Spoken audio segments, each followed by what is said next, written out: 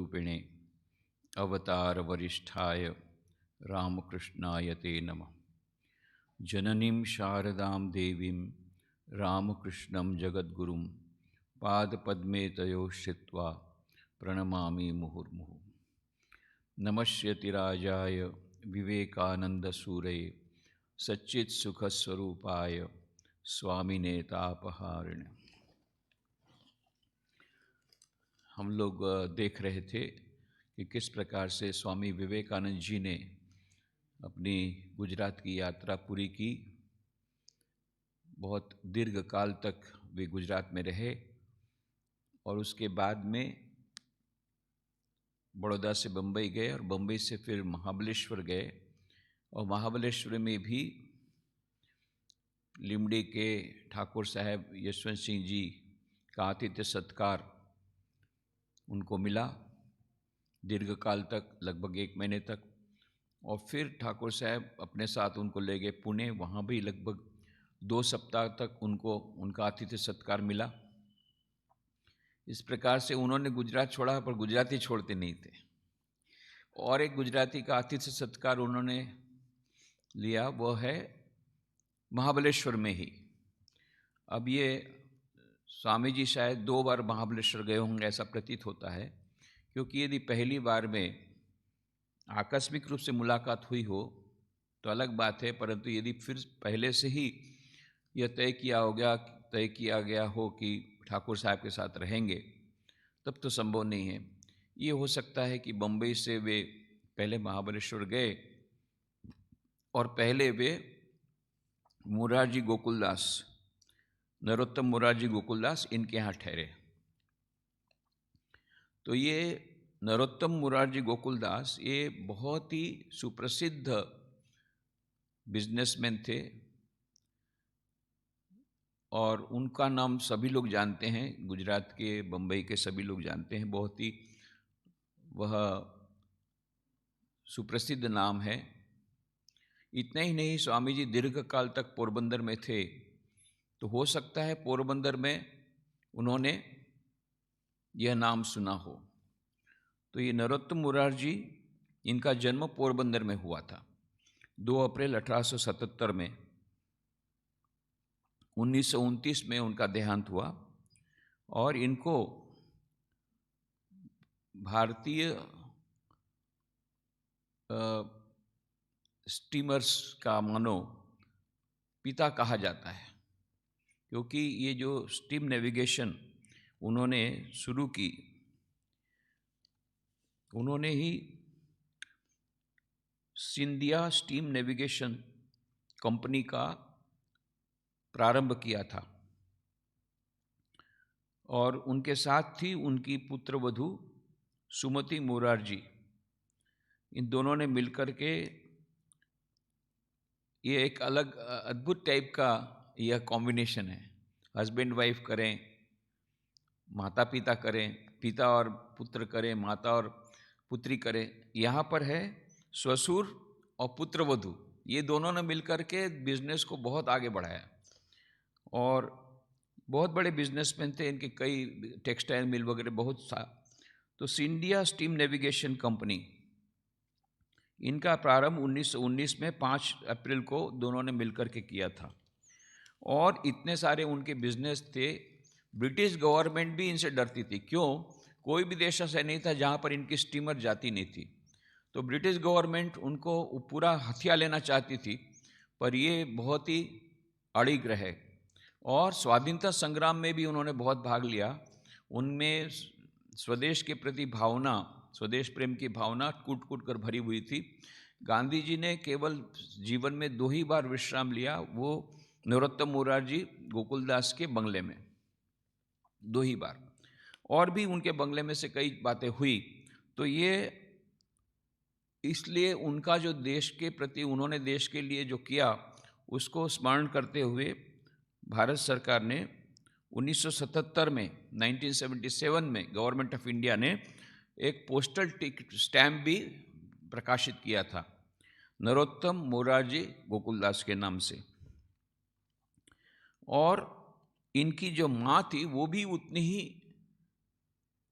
भक्तिमान भी थी, साथ साथ में वे बहुत ही बुद्धिमता थी और प्रोग्रेसिव माइंडेड थी। तो स्वामी आनंद ये बहुत बड़े साहित्यकार हो गए। ये स्वामी आनंद ये भी रामकृष्ण मिशन ज्वाइन करने के लिए आए थे। उनका एजुकेशन उस समय कम था, उम्र भी कम थी, तो उनको बोला था कि बाद में वे आएंगे। तो अल्मोड़ा में बहुत समय तक रहे हमारे रामकृष्ण मठ कुटीर में। उसके बाद में वो ज्वाइन तो नहीं कर पाए, पर उन्होंने रामकृष्ण मिशन के साथ संबंध रखा। बहुत बड़े गुजराती साहित्यकार हुए वो। स्वामी आनंद के नाम से जाने जाते थे। इनका काका साहेब कालेलकर, विनोबा भावे, इनके साथ गांधी जी के साथ, इन सब के साथ संबंध रहा। स्वामी आनंद का नाम गुजरात में सभी जानते हैं। ये स्वामी आनंद ने धनीमानुपात्र, धनीमा नाम की एक जो किताब लिखी है, उसमें जो धनीमा का जो पात्र है वो ये नरोत्तम मुरारजी गोकुलदास के माँ के ऊपर से उन्होंने लिखा है। और इन्होंने जो ब्रिटिश सरकार ने को भी उनका लोहा मानना पड़ा था, इसलिए उनको नाइटहुड का खिताब भी, नाइटहुड का टाइटल भी उनको दिया था, ये नरोत्तम मुरारजी गोकुलदास को। और इनके जो पिताजी थे वे, उनका नाम था मुरारजी गोकुलदास। उस समय के ज़माने में गुजरात में विशेष करके यह एक परंपरा थी, मुझे मालूम नहीं दूसरी जगह होगी कि नहीं, पर यहाँ पर हम उस समय की ये जो हम लोग रिसर्च कर रहे हैं तो पता लगता है सभी लोग कोई अपना सरनेम नहीं लिखते थे, अपने पिताजी का नाम लिखते थे। तो ये नरोत्तम मुरारजी मतलब मुरारजी उनके पिताजी हुए, मुरारजी गोकुलदास मतलब गोकुलदास मुरारजी के पिताजी हुए। तो ये मुरारजी गोकुलदास, इनका जन्म बम्बई में 29 अक्टूबर 1834 को हुआ था, 1834 को। इनका भी ब्रिटिश गवर्नमेंट बहुत लोहा मानती थी। ये भी बहुत बड़े बिजनेसमैन रहे। उन्होंने ही सब कई टेक्सटाइल मिल वगैरह बहुत स्थापित किया। CIE की पदवी भी उनको दी गई थी। और विशेष करके उन्होंने 1875-76 में, 1875-76 में शोलापुर में एक बहुत बड़ा यह सूखा पड़ा था। उस समय उन्होंने जो राहत कार्य किया, अद्भुत उन्होंने सेवा कार्य किया, इससे ब्रिटिश गवर्नमेंट की फिर धारणा उनके प्रति बदल गई। वो फिर उनको CIE का खिताब भी दिया, उनका टाइटल भी दिया। और ये मुरारजी गोकुलदास मिल, शोलापुर मिल, ये सब इन्होंने शुरू किया था। 1886 में छोटी उम्र में ही, मतलब 1834 उनका जन्म, 1886 में इनका देहांत हो गया। और उसके बाद में नरोत्तम मुरारजी ने संभाल लिया उनका ही बिजनेस। पर वो तो, उनका जन्म तो हुआ था 1877 में, तो वे तो बहुत ही छोटे थे उस समय, 9 साल की उम्र में ही पिताजी की उन्हें छत्र छाया गंवा दी थी। फिर भी बाकी सब उनके जो संबंधी थे उनको लेकर के ये सब हुआ। फिर नरोत्तम मुरारजी ने सचमुच में बिजनेस को बहुत आगे बढ़ाया। और इतना ही नहीं, अपनी पौत्री सुमति मुरारजी, इनके साथ मिलकर के ये जो सिंधिया स्टीम नेविगेशन जो बनाया, उसने तो डंका बजा दिया, सारे विश्व में डंका बजा दिया। और ये जो सुमति मुरारजी, इनका जन्म हुआ था 13 मार्च 1909 को, 1909 13 मार्च को। और 27 जून 1998, 27 जून 1998 शी पास्ड अवे। इनको mother of Indian shipping industry कहा जाता था। इतने अधिक उनको सफलता मिली थी ये इंडिया स्टीम नेविगेशन कंपनी के साथ साथ। और भी इनका पूरे विश्व में, एक महिला उस समय के ज़माने में, यह महिला का इतना अच्छा वर्चस्व था कि she was called mother of Indian shipping. इन्होंने भी स्वाधीनता संग्राम में बहुत भाग लिया, गांधी जी के साथ उन्होंने रह कर के बहुत काम किया। तो ये जो सुमति मुरारजी के नाम से तो बहुत सारा सभी लोग जानते हैं। Sumati Morarji was the first woman, पूरे वर्ल्ड में जो बहुत सारी संस्थाएं थी, she was the first Indian woman to become the chairperson of those institutions.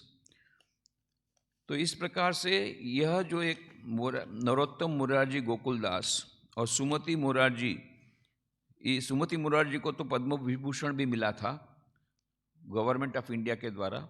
इतना अधिक उन्होंने देश के लिए काम किया था।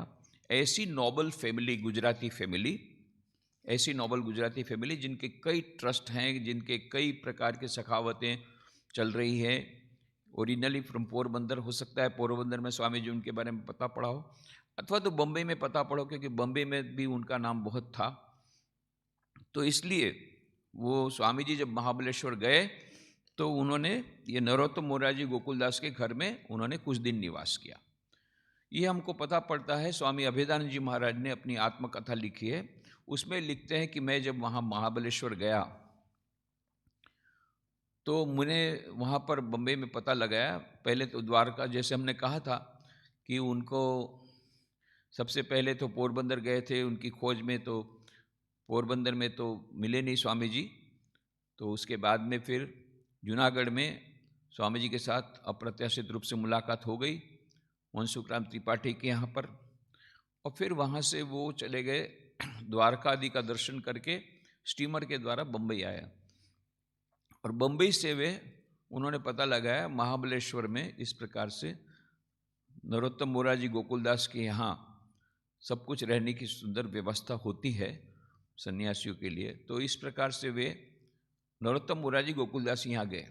वहाँ जाकर ये देखते हैं सुखद आश्चर्य, स्वामी विवेकानंद जी स्वयं वहाँ पर हैं, स्वामी सच्चिदानंद के नाम, वो कहते हैं स्वामी सच्चिदानंद, उस समय उनका नाम था। तीनों जगह पर उन्होंने उनका नाम सच्चिदानंद ही उनको मिला है, चाहे शंकर पांडुरंग पंडित के यहाँ भी, चाहे मनसुखराम त्रिपाठी के यहाँ भी कहते हैं स्वामी सच्चिदानंद के नाम से एक महात्मा ठहरे हुए हैं, देखा अरे ये तो हमारा नरेंद्र भाई।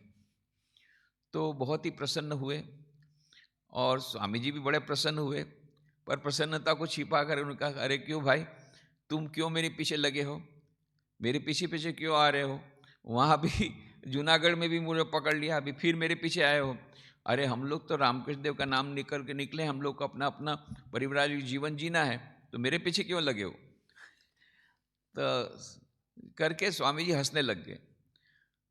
तो अभेदानंद जी महाराज का भाई मैं क्यों तुम्हारे पीछे लगने लगा, जैसे तुम निकले हो भगवान का नाम लेकर के परिवारिक जीवन में इधर उधर जा रहे हो, मैं भी भगवान का नाम लेकर परिवारिक जीवन जा रहा हूँ। अभी यहाँ पर ईश्वर की कृपा से अचानक यह मुलाकात हो गई, मैं तो मुझे तो पता भी नहीं था कि तुम यहाँ पर हो, ये आकस्मिक रूप से मुलाकात हो गई है, मैं तुम्हारे पीछे नहीं पड़ा हूँ। तो इतना बोलने से फिर स्वामी जी और जोर जोर से ठहाका मार के हंसने लग गए।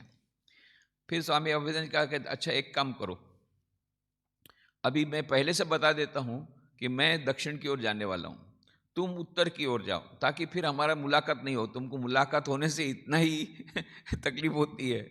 और जोर से स्वामी जी हंसने लग गए। अब ये जो उनके जो हॉस्ट थे, तो इनको बड़ा लगा, विचित्र लगा कि दोनों गुरु भाई इस प्रकार से ठहाका मार हंस रहे हैं, मजाक कर रहे हैं, बहुत अच्छा लगा। तो उन्होंने कहा कि आप भी इनके साथ रह जाइए। तो 3 दिन तक स्वामी अभेदानंद जी नरोत्तम मोरारजी गोकुलदास के यहाँ पर महाबलेश्वर में स्वामी जी के साथ रहे थे, ऐसा उनकी आत्मकथा से मिलता है। तो हालांकि वहाँ पर वे कहते गोकुलदास जी से मुलाकात हुई, पर हमें लगता है कि गोकुलदास यहाँ पर जैसे हमने कहा कि गोकुलदास तो मोरारजी के पिताजी थे और मोरारजी के पुत्र थे नरोत्तम। तो नरोत्तम मोरारजी गोकुलदास, तो गोकुलदास तो नरोत्तम जी के ग्रैंडफादर हुए। तो इस प्रकार से वो गोकुलदास जी तो वहाँ नहीं रह सकते हैं। अच्छा, नरोत्तम जी खुद भी नहीं रह सकते, क्यों, उस समय उनकी उम्र तो 15 साल की केवल थी, क्योंकि 1877 उनका जन्म हुआ, और ये हम लोग जो बात कर रहे हैं सब 1892 के आसपास की बात की। 1892 अप्रैल 26 अप्रैल को स्वामी जी की गुजरात यात्रा पूरी हुई, तो उसके बाद में मई महीने में की ये सब बातें 1892, तो उस समय इनकी उम्र 15 साल रही होगी। तो जो भी होगा, हो सकता है, जो पूरी संभावना ये है कि नरोत्तम मोरारजी गोकुलदास की तो इतनी सारी धर्मशालाएं थी, इतने सारे ये चैरिटी के प्रोग्राम थे, इसके सेवा के इतने सेवाव्रत के इतने सारे केंद्र थे, इतनी सारे बिजनेसमैन सेंटर्स थे, इतने सारे कंपनियां वगैरह थी, तो वो खुद शायद नहीं रहे होंगे, पर वहाँ पर कोई केयर टेकर होगा, वो जो कि उनके अतिथि रहे होंगे, पर हुए होंगे नरोत्तम मोरारजी गोकुलदास के यहाँ, पर जो जिन्होंने उनकी सेवा की वो शायद उनके कोई मैनेजर ऐसे हो रहे होंगे, और शायद हो सकता है ऐसा कोइंसिडेंस हो कि उनका नाम भी गोकुलदास हो, क्योंकि अभेदानंद जी महाराज गोकुलदास ही नाम बोलते हैं कि गोकुलदास ने हमारे साथ ऐसी बात की, वॉट एवर इट इज़। तो या ये भी हो सकता है कि नरोत्तम मुरारजी गोकुलदास, तो उन्होंने सोचा हो गोकुलदास सरनेम है, तो गोकुलदास के साथ बात हुई, ऐसा समझ सकते हैं उनके साथ। वॉट एवर इट इज़, जो भी हो, पर ये कहने का मतलब कि स्वामी जी ने गुजरात छोड़ा पर गुजराती उनको छोड़ नहीं रहे हैं। यहाँ नरोत्तम मुरारजी गोकुलदास ये भी गुजराती थे, इन्होंने भी बहुत अच्छा आतिथ्य सत्कार उनका किया। और अभी ये प्रथम मुलाकात में हो सकता है कि सेकंड मुलाकात उनकी महाबलेश्वर की प्रथम जो विजिट है उसमें है या सेकंड विजिट में है, ये भी कहना मुश्किल है, क्योंकि सेकंड विजिट उनकी अवश्य हुई होगी जब वे फिर से बम्बई वहाँ से गए थे, महाबलेश्वर से खंडवा गए थे, खंडवा से फिर बम्बई गए थे, बम्बई में 2 महीने रहे थे, 2 महीने रह करके फिर लोकमान्य तिलक के साथ पुणे गए थे, और पुणे के साथ फिर से महाबलेश्वर गए थे, फिर वहाँ से गोवा होते हुए मैसूर, त्रिवेंद्रम करते कन्याकुमारी गए थे। तो ये हो सकता है कि दूसरी बार जब महाबलेश्वर आए हों तब भी होगा। वैसे दूसरी बार महाबलेश्वर में एक और बात मिलती है कि वो एक महाबलेश्वर में और एक परिवार के साथ रहे थे। तो सर मोरोपंत जोशी अमरावती के थे, इनकी सहधर्मिणी श्रीमती यशोदाबाई जोशी ने अपनी आत्मकथा लिखी है, उसमें उसका नाम है, मराठी में है, आमचा जीवन प्रवास। ये 1965 में प्रकाशित हुई है। ये आमचा जीवन प्रवास मैंने मेरी जीवन कथा, ये श्रीमती यशोदाबाई जोशी की आत्मकथा में वे लिखते हैं कि हम लोग जब वहाँ महाबलेश्वर में थे, छुट्टियाँ मनाने के लिए हमने एक बंगला भाड़े लिया था 1.5 महीने के लिए। उस समय वहाँ पर स्वामी विवेकानंद जी हमारे साथ रहे थे। एक यंग सन्यासी वहाँ पर बाज़ार में हमको मिल गए दीक्षित जी के घर पर। वो दीक्षित जी का घर भी मैं देख के आया हूँ। तो दीक्षित जी के घर पर उनको मिला, वो बता रहे थे भाई यहाँ पर कोई रहने की व्यवस्था हो सकती है। तो ये यशोदाबाई जोशी लिखती हैं कि मैंने स्वयं बोला अच्छा ठीक है आप हमारे घर चलिए, हमने तो यहाँ हमने 1.5 महीने के लिए किराए पे ले लिया है जो उसको, तो वहाँ पर बहुत बड़ा स्पेशियस बंगला है, आप आइए हमारे साथ। उनको ले गए। अब इनकी 2 बच्चियाँ थी, एक बच्ची थी 5-6 साल की और एक थी 8-10 महीने की। ये जो छोटी बच्ची थी बहुत रोती थी, और इनका सारा दिन तो काम चलता रहता था यशोदाबाई का। तो स्वामी जी को बड़ा खराब लगा, 2 दिन तो रहे, कि सारी रात ये रोती रहती, किसी प्रकार से बंद नहीं होती, पूरे घर को मानो अपने सिर पर ले लेती थी। अब ये बेचारी रात को सोती थी, रात को भी सोने नहीं देती थी अपनी माँ को। तो स्वामी जी ने कहा कि इनको कहा यशोदाबाई को, आप मेरे बच्ची को मुझे दे दीजिए, मैं संभालूंगा। यशोदाबाई क्या, हम संभाल नहीं पा रहे, हम लोग गृहस्थ हैं, आप सन्यासी, आप कैसे ये बच्चे संभालेंगे, आप इसमें क्या समझेंगे, मुझे दे तो दो। तो वो नहीं मानी। तो उसके बाद में उन्होंने अरुणा जी माने उनके हस्बैंड को कहा कि देखिए परेशान होती है आपकी पत्नी, रात भर सो नहीं पाती है, तो उनको बोलिए मुझे दे दे।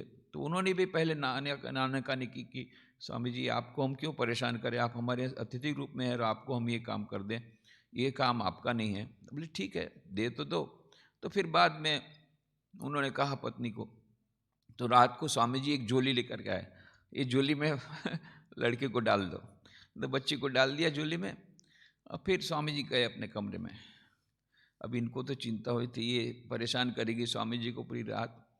कुछ नहीं, सुबह देखते हैं 4 बजे जब उठी यशोदाबाई, उन झांक करके देखा खिड़की से, स्वामी जी ध्यान अवस्था में हैं या समाधि अवस्था में हैं, और उनकी गोद में वो बच्ची आराम से सो रही है पूरी, कुछ नहीं, रोने का नाम थी नहीं एकदम। और फिर तो ये क्रम हो गया, रात को इनकी गोद में डाल दे, और स्वामी जी पूरी रात ये ध्यान में रहते थे। तो ये ध्यान का कितना प्रभाव होता है।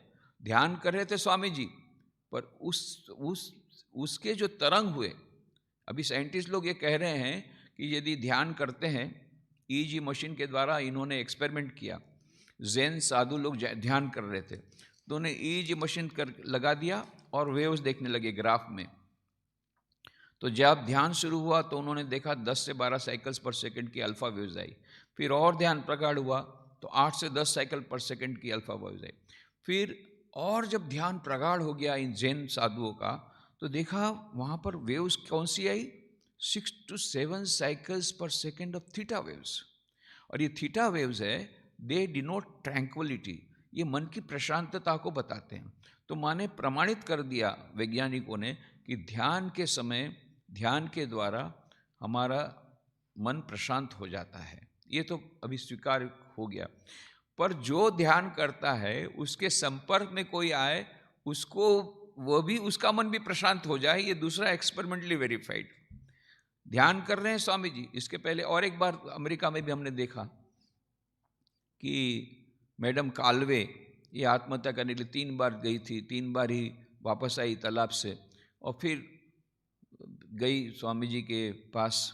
स्वामी जी चुपचाप ध्यान कर रहे थे, ध्यान की मुद्रा में उन्होंने कहा, और वो उनको केवल बैठा दिया, ये ध्यान कर रहे हैं और उनको शांति मिल रही मैडम कालवे को। उन्होंने इतना ही कहा कि सब पुराना भूल जाओ, नए सिरे से अपना स्वयं करो, तुम्हारी कला को यह आवश्यक है, तुम्हारी कला के लिए तुम नया जीवन शुरू करो। इतने बहुत कम शब्द बोले, पर वो जो ध्यान की मुद्रा स्वामी जी ने ध्यान किया, उसकी जो शांति, मन की शांति, ये संक्रमित हो गई मैडम कालवे में और आत्महत्या से बच गई, और फिर तो स्वामी जी के डिसाइपल हो गए। तो कहने का मतलब यह एक्सपेरिमेंटली वेरीफाइड कि स्वामी जी ध्यान कर रहे हैं स्वामी जी, और ये तो मानो क्रम ही हो गया। और ये बच्ची 8-10 महीने की, उसको क्या ध्यान का, वो बिल्कुल किसी प्रकार से उसका चिल्लाना रोना धोना बंद नहीं होता था, किसी प्रकार से वो एकदम चुपचाप शांत रहती थी और इस प्रकार से सोती थी। तब बाद में यशोदा भी बोलते, मुझे पता नहीं, वो अपनी ऑटोबायोग्राफी में लिखती है कि मुझे तो आश्चर्य हुआ कि ये कैसे ऐसा हो सकता है, शायद पूर्व जन्म की बात हो या मुझे पता नहीं, इनका पूर्व जन्म से संबंध रहा हो स्वामी जी का इस बच्ची के, पर ये है, इसलिए सच बात है। बाद में जो बच्ची बनी उसका नाम कमलाबाई था, ये बाद में सांगली की महारानी हुई, और उनकी बहन ने, बड़ी बहन ने फिर बाद में लिखा अपनी स्मरण में कि ये कमलाबाई को बहुत प्रकार के उतार चढ़ाव से जाना पड़ा, पर ये सब से उसने निर्भीकतापूर्वक और बहादुरीपूर्वक उसको, उसके साथ अवसर, ये जो परिस्थितियों का सामना किया, हमको लगता है स्वामी विवेकानंद के आशीर्वाद से ही हो पाया। स्वामी विवेकानंद के आशीर्वाद से अत्यंत मध्यम वर्गीय होने के बावजूद भी उसकी शादी हुई एक राजा के घराने में, सांगली की महारानी बन गई, ये भी स्वामी जी का आशीर्वाद। बाद में इतने सारी समस्याएं उनसे सामना किया, ये भी स्वामी जी का आशीर्वाद। तो जो भी हो, तो ये तो महाबलेश्वर में यहाँ पर मोरोपंत जोशी अमरावती के थे, उनके यहाँ पर वो रहे थे, और अभी जिस जगह रहे थे वो जो कमरा है अभी भी रखा गया है उसको संभाल करके। वहाँ स्वामी जी का फोटो है, वहाँ भी मैं देख करके आया था, और उनको बोला था, और बाजू में ड्रीमलैंड होटल है, ड्रीमलैंड होटल बन गई है, परंतु फॉर्चुनेटली उन्होंने एक कमरा इसको प्रिजर्व करके रखा है स्वामी जी के नाम से। मैं आशा करता हूँ अभी भी रखा होगा। और मैंने तो ये भी कहा था कि थोड़ा सा और भी वहाँ पर एक सेंटर जैसा बनाया जाए जहाँ पर स्वामी जी रहे थे। पता नहीं क्या हुआ है अभी लेटेस्ट पोजीशन, पर जो भी हो, यह स्वामी विवेकानंद जी महाबलेश्वर के साथ मानो उनका अच्छा लगाव था। 2 बार आ गए, और एक तो यशवंत सिंह जी के यहाँ उन्होंने आतिथ्य सत्कार स्वीकार किया, फिर ये मोरोपंत जोशी के यहाँ आतिथ्य सत्कार किया, और आतिथ्य सत्कार उन्होंने स्वीकार किया, और यहाँ पर ये नरोत्तम मुरारजी गोकुलदास के यहाँ पर उन्होंने आतिथ्य सत्कार किया। ओम शांति शांति शांति, हरि ओम तत्सत। श्री राम कृष्णार्पणमस्तु।